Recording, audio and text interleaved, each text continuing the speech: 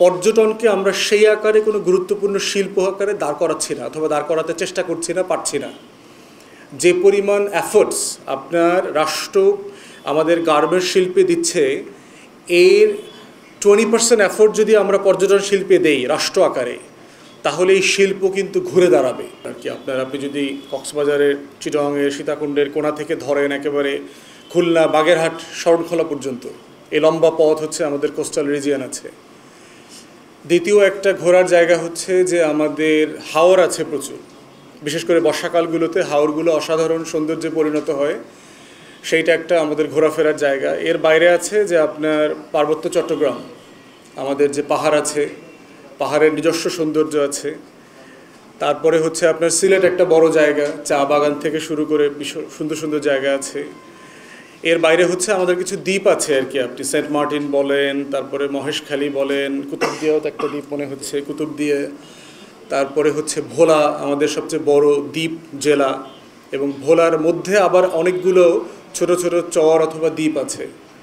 তো এই সব কিছু মিলিয়ে আমাদের কিন্তু হিউজ পর্যটন শিল্পের একটা সম্ভাবনার জায়গা আছে।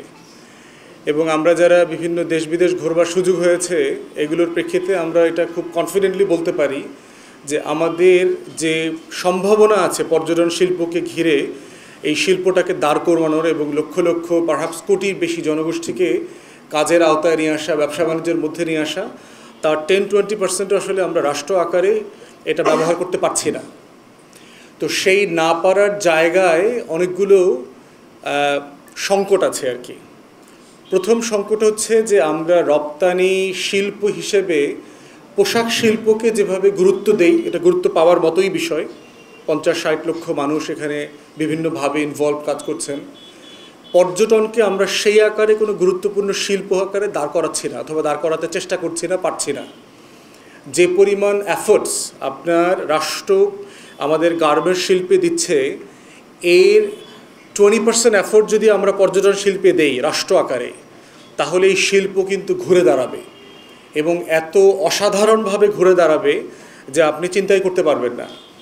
আপনি বাংলাদেশের এই পুরো পর্যটন শিল্পের ভিতরে আপনার কাশ্মীরের বিউটি আছে, সুইজারল্যান্ডের বিউটি আছে, এটার ভিতরে আপনার নদী নালার বিউটি আছে, এটার ভিতরে আপনার মালদ্বীপের বিউটি আছে।